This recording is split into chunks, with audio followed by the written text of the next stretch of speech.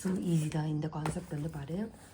இப்போ வந்து நீ வந்து ENT வார்டில் இருக்க. அப்போ வந்து 2 மனுஷங்க இருக்காங்க. ஒருத்தனை வந்து எப்போவுமே வந்து நீ இங்கே தான் டியூனிங் வைப்ப ஏர் கண்டிஷனு, ஒருத்தனை வந்து இங்கே தான் வந்து போன் கண்டக்ஷன் வைப்ப. இப்போ செனரியோ 1 அப்படின்றது வந்து இவன் சொல்கிறான் நான் தான் பெரியவன் அப்படின்றது ஏர் கண்டிஷனு. அப்போ நான் வந்து நார்மலும் சென்சரி நியூரல் ஹியரிங் லாஸ் இந்த பக்கம் போகுது. இங்கே பாரு கான்செப்ட் அப்படின்றது நான் தான் பெரியவன்னு சொன்னால் இவனை வந்து அக்செப்ட் பண்ணுற மாதிரி நான் நிற்கிறேன் நார்மலுக்கு. நார்மலாக வந்து பிகாஸ் டிரான்ஸ்ஃபார்மர் ஆக்ஷன் அதிகமாகிறதுனால வந்து சென்சரி நியூரலை கம்பேர் பண்ணும்போது போன் இதுதான் வந்து அதிகம். ஓகேவா? இப்போ பேஷண்ட்டில் வந்து சென்சரி நியூரல் ஹியரிங் லாஸ் இருக்குது ஆல்ரெடி. அப்போ sensory neural hearing loss already இருக்குது. அப்போ இது வந்து டிரான்ஸ்ஃபார்மர் ஆக்ஷன் நார்மல் இதுலேயும் வந்து அதிகமாக தானே இருக்கும்.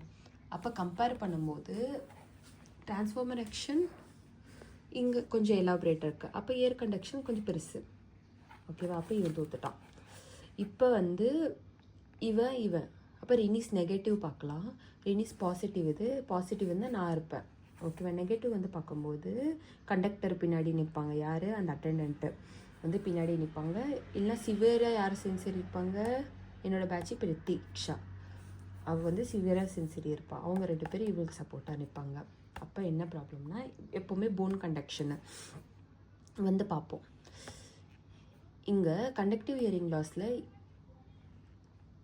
அப்போ கண்டக்டிவ் ஹியரிங் லாஸில் காது வந்து மூடப்பட்டு விட்டது.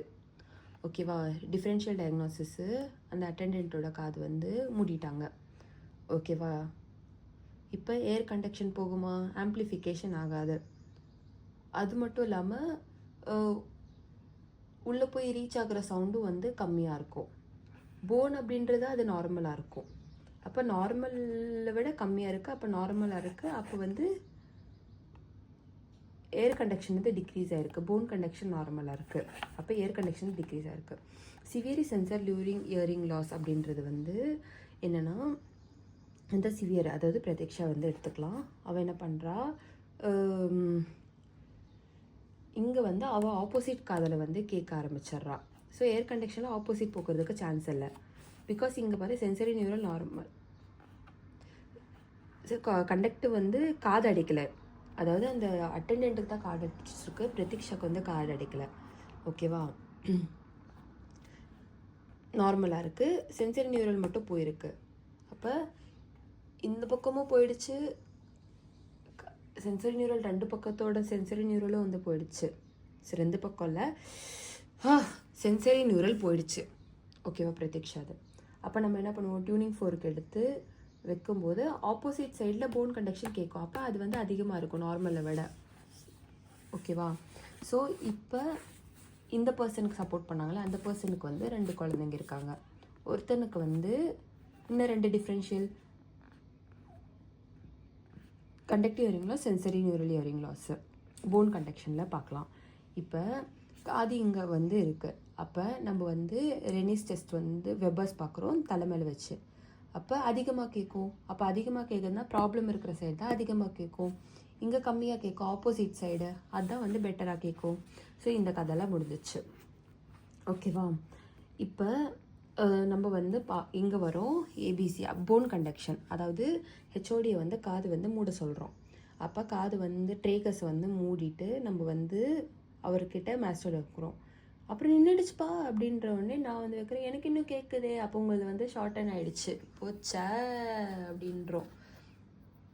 ஓகேவா? அப்போ இங்கே சென்சரி நியூரல் மட்டும் தான் டெஸ்ட் பண்ணுறோம். அதே ஷார்டன் ஆச்சுன்னா அவங்களுக்கு வந்து அந்த ப்ராப்ளம் இருக்குது. இப்போ வந்து அது பக்கத்தில் இருக்கிற ஒரு ரூமில் வந்து ஒரு சார் இருப்பார். அவர் ரொம்ப ஸ்ட்ரிக்டான சார். அவர்கிட்ட நம்ம வந்து இன்னும் அதிகமாக விளையாடல, ஹெச்ஓடிக்கு பண்ண மாதிரியே ஒன்று பண்ணிவிட்டு அவருக்கு கொஞ்சம் எக்ஸ்ட்ரா பண்ணுறோம். ஓகேவா? இப்போ நான் வச்ச பிறகு அவருக்கு வந்து ரொம்ப அதிகமாக கேட்டே இருக்குது, நான் தான் ராஜா அப்படின்ற மாதிரி. அப்போ நான் சொல்கிறேன், நீங்கள் ராஜா இல்லை, நீங்கள் ஊஜா தான், உங்களுக்கு கண்டக்டிவ் ஹியரிங் லாஸ் இருக்குது அப்படின்றேன். அதுக்கப்புறம் இங்கே ஒரு சார் இருப்பார். அதாவது அந்த சார் வந்து என்னென்னா பிஞ்ச் வாட்ச் பண்ணிட்டு இருப்பார். ப்ரெஸ் ரிலீஸ் பண்ணும்போது ப்ரெஷர் வந்து டிஃபர் ஆகும். ஓகேவா? ஆக்சுவலி வந்து வாய்ஸ் வந்து சேஞ்ச் ஆச்சுன்னா அது நார்மல். வாய்ஸ் வந்து சேஞ்ச் ஆகலை, தெர் இஸ் நோ சேஞ்ச் அப்படின்னா வந்து அது அப்நார்மல்.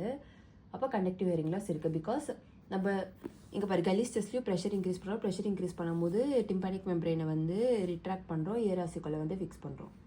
ஃபிக்ஸ் பண்ணோன்னா ஸோ சேஞ்ச் இருந்துச்சுன்னா வந்து ஃபிக்ஸ் ஆகலைன்னு அர்த்தம். Normal, no conductive hearing loss. Fix already ஆயிருந்துச்சா கண்டக்டிவ் ஹியரிங் லாஸு ஓட்டோஸ்க்ளீரோசிஸ்க்கு தான் கலீஸ் டெஸ்ட். அந்த மேம் வந்து ஞாபகம் கல்லி மேம் அந்த மேம். ஸோ இதான் வந்து மோஸ்ட்லி கொடுத்துருப்பாங்க.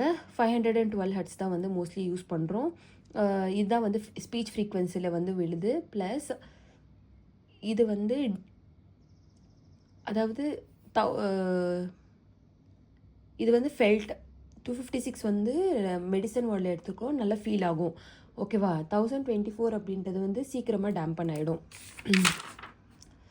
ஓகே, இது வந்து 2.5 சென்டிமீட்டர் டிஸ்டன்ஸில் வந்து வைக்கிறோம். நான் ஏரி பார்ட்ஸ் ஆஃப் மாஸ்டார்டில் வைக்கிறோம்.